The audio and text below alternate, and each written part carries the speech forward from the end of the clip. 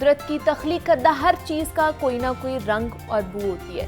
बू जब नागवार गुजरे तो बदबू और खुशगवार एहसास दिलाए तो जनाब खुशबू का नाम पाती है। और बागों में लहलहाते फूलों की महक, खेतों में झूमते पेड़ों से फूटती मखसूस खुशबू और बारिश की पहली फुहार के बाद मट्टी से उठने वाली सूंधी सूंधी सी खुशबू से भला कौन वाकिफ नहीं है।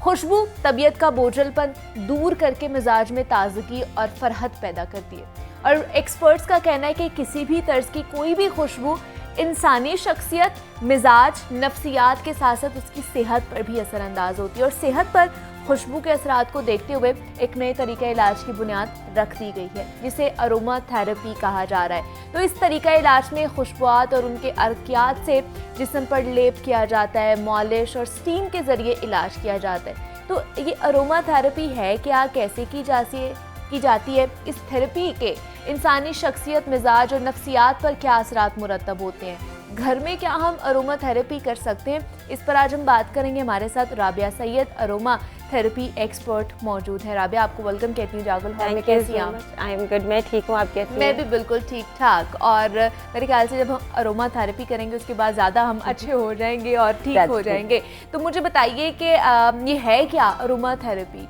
कुछ तो समझ आ रहा है इसके नाम से कि खुशबू से शायद हम लोग थेरेपी करेंगे, वाकई ये इसी तरह की है? बिल्कुल इसी तरह ही है। और ये जो तरीका इलाज है ये साइंटिफिकली प्रूवन भी है। अच्छा। कहा जाता है कि जो स्मेल्स आपके अराउंड होती हैं, आपके इर्द गिर्द, आपके ऑफिस में या घर में, या परफ्यूम्स जब आप लगाते हैं तो उससे certain type of hormones release होते हैं। अच्छा।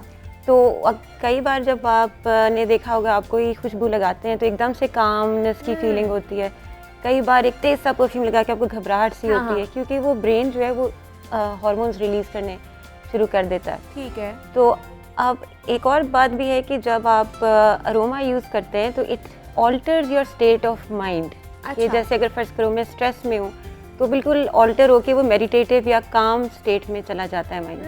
तो कई बार जो लोग मेडिटेशंस करते हैं, प्रेयर्स में आपने देखा होगा, हमारे पुराने भी दौर में अगरबत्तियाँ जलाई जाती थी, फिर यू नो कुरान शरीफ पढ़ा जाता है। तो ये सारी आपस में कनेक्शन जुड़ा हुआ है। एंशंट तरीका इलाज है ये। इजिप्ट के दौर, ग्रीस के दौर में हमेशा जो रानियाँ भी होती थी हमेशा खुशबूयात इतर इस्तेमाल किए जाते थे। इसका सिर्फ सुपरफिशियल रीज़न नहीं है, इसके बियॉन्ड जो है वो ये रियलिटी है कि ये आपके एनर्जी को भी बूस्ट करता है या क्लेंस करता है। तो जब कई लोग कहते हैं हमें नेगेटिविटी फील होती है या नज़र लगती है, तो कहते हैं कि जितनी नेचुरल इंसेंसेस होती हैं जिसमें कोई केमिकल्स ना हो या अल्कोहल ना हो, वो आपकी ऑरा को, एनर्जेटिक बॉडी को भी हील करता है, क्लेंस करता है, रिमूव्स द नेगेटिविटी। तो इसको फिर किस तरह किया जा सकता है, क्या है ये तरीका इलाज? जैसे एक दफ़ा हमने शो किया था डिफ्यूज़र के साथ। तो उसके अंदर पानी होता है डिफ्यूज़र में, उस पर आप few drops of any essential oils डालते हैं। फ्लावरी एसेंशियल ऑयल्स जो होते हैं वो आपके नर्व्स को काम करते हैं, और सिट्रस जो होते हैं वो आपको बूस्ट करते हैं एनर्जी को। ठीक है। तो आप एक तो वो कॉमन तरीका है, अगर किसी को नींद नहीं आती रात को लगा दे, नींद आ जाती है, रिलैक्स करते हैं आपके नर्व्स को। दूसरा तरीका ये होता है, मैं आज कुछ कैंडल्स लेके आई हूँ।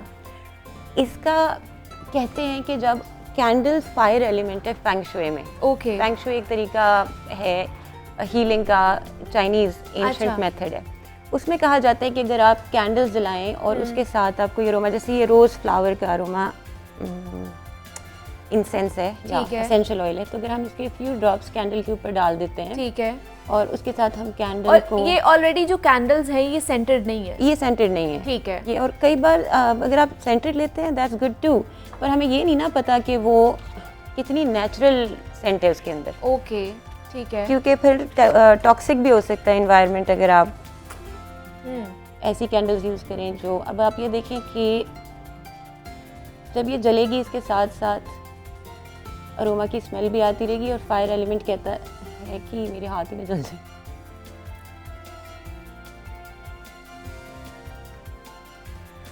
तो आई थिंक दो ही ठीक है।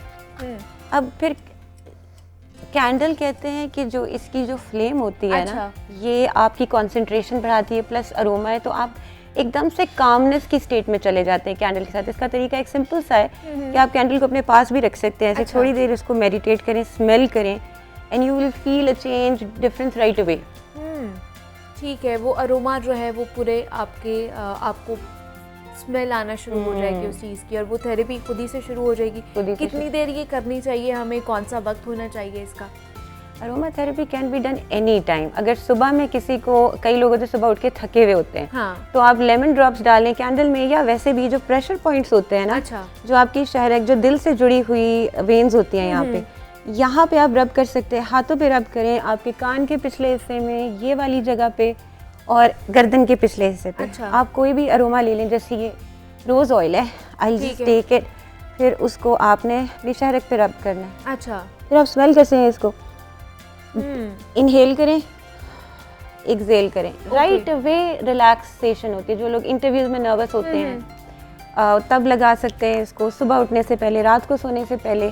पर ये ज़रूर डिपेंड करता है कि जो आप यूज़ करें एसेंशियल ऑयल, वो उस मूड के हवाले से हो। जैसे रोज़ जो है या जैस्मिन जो है, ये रिलैक्स करेंगे, लेमन, ऑरेंज आपको एनर्जी ज़्यादा देंगे। अच्छा, ठीक है। तो जिस तरह रात को नींद नहीं आती है, बहुत से लोगों को इंसोम्निया होता है, उसके लिए फिर कौन सा एसेंशियल ऑयल या किस तरह की फिर ये अरोमा थेरेपी कर सकते हैं? Lavender oil is very good, jasmine oil is very good. तो आप डिफ्यूज़र में इसको लगाएं, साथ ही ब्लू कलर की कैंडल आप लगा दें थोड़ा सा, हाँ, क्योंकि it's a colour therapy as well as ये अरोमा को ज़रा ज़्यादा बूस्ट करती है, प्लस फायर एलिमेंट चेंज करता है, शिफ्ट करता है एनर्जी को। अच्छा। तो अगर डिप्रेशन है, घर में सारे उदास दुखी रहते हैं, तब भी डू दिस प्रैक्टिस, तो काफ़ी बेहतर फील होता है। ब्लू कलर को करना चाहिए, ब्लू कलर को फोकस करें, sky blues, light greens, light वाले कलर्स। अगर आपको एनर्जी चाहिए, रिलेशनशिप ठीक नहीं है, तो रेड वाला यूज़ करें। अच्छा। अगर कॉन्फिडेंस चाहिए ज़्यादा, तो येलो यूज़ करें। अच्छा, ठीक है। और ये जो रेनबो कलर में पड़ा हुआ है, इसका भी कोई ये वैसे ही है? स्पेशली कनाडा से आई है। इसका असल में this is one of my favourite candles. इसके अंदर आप देखिए, जो रेनबो है ना, ये हमारे कहा जाता है कि एनर्जी सेंटर्स हैं, 7 एनर्जी सेंटर्स, चक्रास, तो ये उनकी रिप्रेजेंटेशन है। तो अगर हम चाह रहे हैं कि मेरी पूरी बॉडी अलाइन हो जाए, एनर्जेटिकली अलाइनमेंट में पॉजिटिव फील करूँ, काम डाउन फील करूँ, तो फिर I would burn this candle. साथ में इसके साथ कुछ क्रिस्टल्स भी पड़े हैं, वो ज़रूरी नहीं है, अगर किसी को शौक है, कोई ट्राई करना चाहता है, they can place crystals around the candle, तो वो कैंडल एम्पलीफाई करती है। इसीलिए अरोमा भी जब कैंडल्स में डालते हैं, वो एम्पलीफाई करता है, बढ़ जाता है उसका असर। ठीक है। और ये भी वही टाइम है कि आप किसी भी टाइम कर सकते हैं इस चीज़ को? ये अगर आप तो बाकायदा मेडिटेशन प्रैक्टिस करनी है, डू इट बिफोर मगरिब। अच्छा। अगर सिर्फ आपने इन्वायरमेंट अच्छा पॉजिटिव करना है, तो डू इट आफ्टर मगरिब, क्योंकि कोई भी प्रैक्टिस जब मगरिब के बाद की जाती है, रात को सोने से पहले, वो आपकी, क्योंकि उस टाइम पे बॉडी अपनी फ्रीक्वेंसी बदल रही होती है, दिमाग, हमारा जहन, कई लोग कहते भी हमें शाम को डिप्रेशन हो, राइट।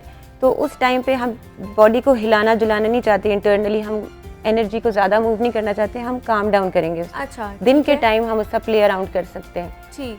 तो दिन के टाइम आप ज़्यादा मेडिटेशन या ऐसी चीज़ें करें, और रात को बस सोने की तैयारी करें कि उसमें रिलैक्सेशन हो और कामनेस हो।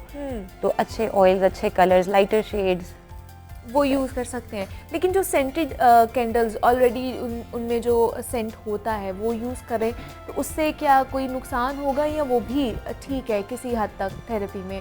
बिल्कुल ठीक है। आई मीन एक हद तक कोई भी सेंट हो, बात यह कि कोशिश करें कि थोड़ी सी जिसमें केमिकल ज़्यादा ना हो। अच्छा। उसे लिखा भी होता है कि क्या क्या चीज़ें डली हुई हैं, कई कैंडल्स पे, कहीं पे नहीं लिखा होता, पर already scented candles are good, घर में बनाई जा सकती हैं, इतनी आसान होती हैं कैंडल बनानी। तो क्या ये सेंट जो हमें मिलते हैं, जैसे रोज़ सेंट आप बात करें, कि ये भी चीज़ें घर पे बनाई जा सकती हैं?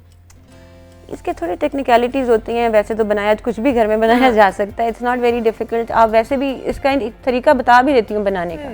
आपने ना आमंड ऑयल लेना है। अच्छा। उसके अंदर ना रोजेस को आपने थोड़ा सा ना अलग से पानी में पका लेना है, और वो ऑयल के अंदर आप डाल दें उसको, और फिर जो है ना उसे यूज़ कर लें। It's a very good essential oil. अच्छा।